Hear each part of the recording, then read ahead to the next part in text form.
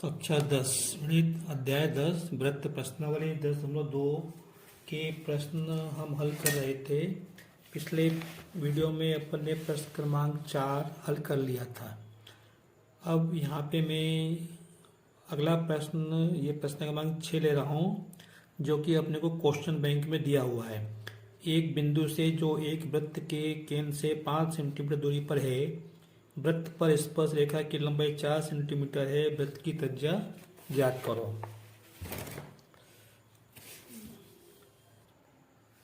ये केंद्र है और ये बाहर ये बिंदु ए है। इस बिंदु से मैंने ये स्पर्श और ये जो बिंदु है ये इससे ओ से कितनी दूरी पर है, 5 सेंटीमीटर दूरी पर, ऐसा उसमें लिखा हुआ है।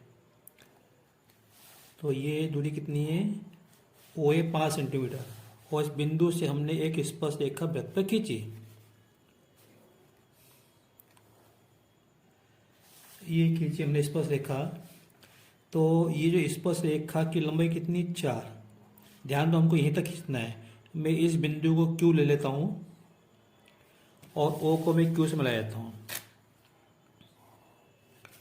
हमें क्या निकालना है, वृत्त की त्रिज्या, मतलब ये OQ हमको निकालना है। अब आपको मालूम है ये कोण 90 का है। क्यों है, क्योंकि ये त्रिज्या है, ये स्पर्श रेखा है, तो त्रिज्या स्पर्श रेखा पर लंब होती है, तो ये कोण 90 डिग्री का है। 90 का तो ये समकोण त्रिभुज होगा। इस कोण के लिए ये कर्ण होगा, ठीक है। इनमें से एक लंब होगा, एक आधार होगा। तो बस तो अपने को पाइथागोरस प्रमेय से हल करना है। त्रिभुज AQ में ये कोण 90 डिग्री का है, इसलिए ये क्या होगा, समकोण त्रिभुज होगा। तो पाइथागोरस प्रमेय से क्या हो जाएगा, क्या होता है पाइथागोरस में, कर्ण का वर्ग बराबर एक भुजा का वर्ग प्लस दूसरी भुजा का वर्ग। तो कर्ण कितना, ये OA है। यहाँ पे चित्र में एक भुजा अपन AQ मान लो और दूसरी भुजा OQ मतलब जो कि त्रिज्या है। तो OA कितनी, 5 का वर्ग बराबर AQ कितनी, 4 का वर्ग प्लस OQ वर्ग। तो 5 का वर्ग 25 और 4 का 16, तो 16 इधर ले आओ, माइनस का हो जाएंगे, इधर क्या हो जाएगा, OQ वर्ग। तो 25 में से 16 घटाओ तो कितने बचे, 9 बचेंगे। तो OQ वर्ग बराबर 9। तो OQ बराबर क्या हो जाएगा, वर्गमूल 9, और 9 का वर्ग कितना आएगा, 3। तो OQ बराबर कितना जाएगा, 3 सेंटीमीटर। ये तो इसकी त्रिज्या की लंबाई कितनी हो जाएगी, 3 सेंटीमीटर। अगला प्रश्न देखते हैं बच्चों। अगला ये 7वां प्रश्न, हालांकि क्वेश्चन बैंक में नहीं दिया है तो मैं आपको हल करवा रहा हूँ। 2 सकेंद्रीय वृत्तों की त्रिज्या 5 सेंटीमीटर तथा 3 सेंटीमीटर है। बड़े वृत्त की उस जीवा की लंबाई निकालो जो छोटे वृत्त को स्पर्श करती हो। इसका मतलब ये कि अपने पास 2 वृत्त हैं, दोनों का केंद्र एक ही है। तो जो अंदर वाला वृत्त होगा उसकी त्रिज्या 3 होगी, बाहर वाले वृत्त की त्रिज्या 5 सेंटीमीटर होगी। अब छोटे वाला जो वृत्त, अंदर वाला जो वृत्त है, उसकी अपने एक स्पर्श रेखा खींची, तो ये स्पर्श रेखा जो है बाहर वाले वृत्त को प्रतिच्छेद करेगी, तो वो जीवा कहलाएगी। उस जीवा की अपने को लंबाई निकालनी है। तो देखते हैं कैसे करना है इसको। ये प्रश्न है, 2 सकेंद्रीय वृत्तों की त्रिज्या 5 सेंटीमीटर तथा 3 सेंटीमीटर है। बड़े वृत्त की उस जीवा की लंबाई ज्ञात करो जो छोटे वृत्त को स्पर्श करती है। तो सकेंद्र मतलब ये केंद्र, ये मैंने एक वृत्त खींच दिया, इसके बाहर में एक वृत्त और खींच देता हूँ।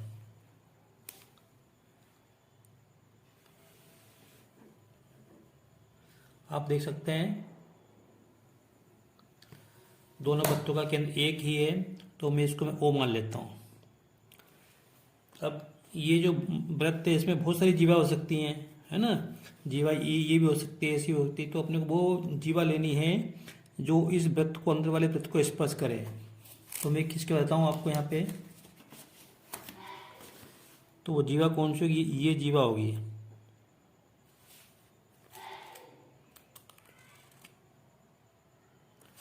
ये जो जीवा AB है, ये बाहर वाले वृत्त के लिए जीवा है और अंदर वाले वृत्त को स्पर्श कर रही है। ये बिंदु मैं ले लेता हूँ, C बिंदु ले लेता हूँ, ये बिंदु C ले लेता हूँ। तो अपने को क्या है, इसकी अपने को त्रिज्या दी कितनी, 3, और बाहर वाले वृत्त की त्रिज्या दी कितनी, 5। तो मैं यहाँ में इसको इससे मिला देता हूँ,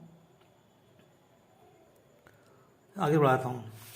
तो ये बिंदु में डी ले लेता हूँ, तो ओ सी कितनी है 3 और ओ डी कितनी है 5। वेल यहाँ पे ओ सी बराबर 3 सेंटीमीटर और ओ डी बराबर 5 सेंटीमीटर। तो हमको क्या करना है, ये जो जीवा है इसकी लंबाई, जीवा ए बी की लंबाई निकालनी है। तो जीवा ए बी की लंबाई अपने को निकालना है। तो मैं क्या करूँगा, मैं इसको ओ से मिला दूंगा बिंदु ए को। तो अब ये जीवा जो त्रिज्या है स्पर्श रेखा पर लंब होती है, तो ये कोण 90 का हो गया। इसलिए ये जो त्रिभुज ओ सी ए या ए सी ओ क्या होगा, समकोण त्रिभुज होगा। तो देखो ओ सी लंब है ए बी पर, तो ये कोण 90 का होगा। लिख ओ सी ए कोण 90 का होगा। तो अतः त्रिभुज ए सी ओ क्या होगा, समकोण त्रिभुज होगा। तो अब पाइथागोरस प्रमेय से क्या होता है, पाइथागोरस प्रमेय ये तो होती है कर्ण का वर्ग बराबर 1 भुजा का वर्ग प्लस दूसरी भुजा का वर्ग। तो देखो हम यहाँ पे लंब और आधार भी ले सकते हैं।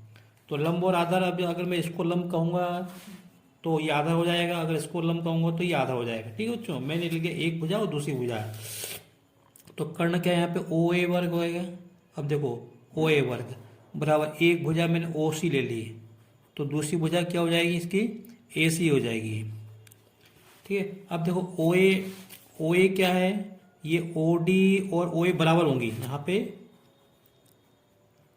ओ डी बराबर ओ ए क्यों होंगी, क्योंकि ये क्या त्रिज्या है, ये क्या है त्रिज्या। तो इसलिए जो ओ डी की लंबाई 5 होगी तो ओ ए की लंबाई भी कितनी हो जाएगी 5। तो कहने का मतलब ये है कि हम यहाँ पे ओ ए के इसमें 5 ले सकते हैं बराबर ओ सी कितनी है 3 का वर्ग प्लस ए सी वर्ग।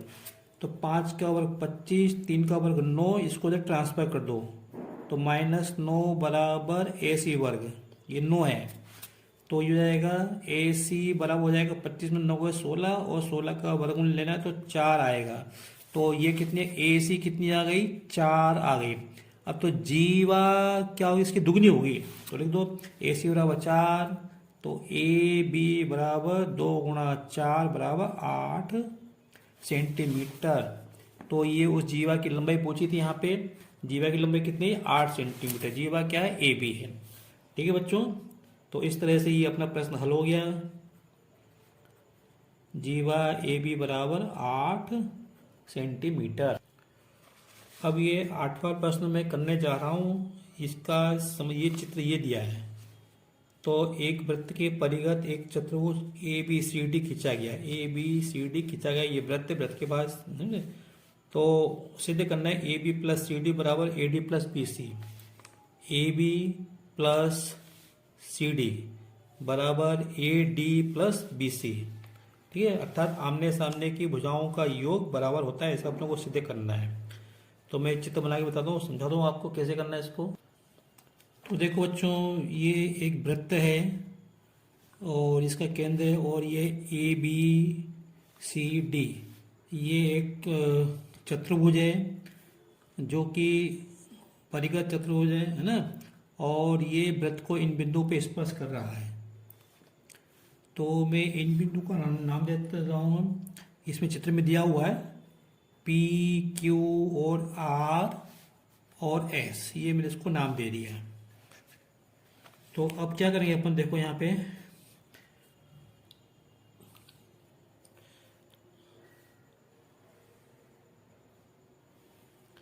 ये बिंदु है बाहर, ठीक है, और यहाँ से ये स्पर्श रेखा खंड की लंबाई इसके बराबर होगी।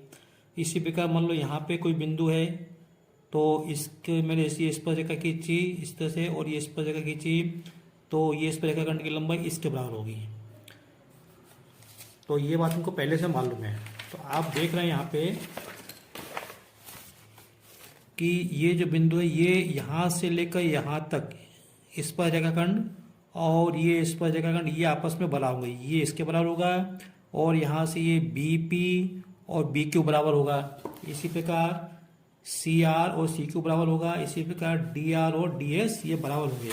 तो मैं यहाँ पे निशान लगाता हूँ, ये इसके बराबर यहाँ से लेकर यहाँ तक, यहाँ से लेकर यहाँ तक। इसी प्रकार ये इसके बराबर होगा, सी क्यू बराबर सी आर, और इसी प्रकार डी आर बराबर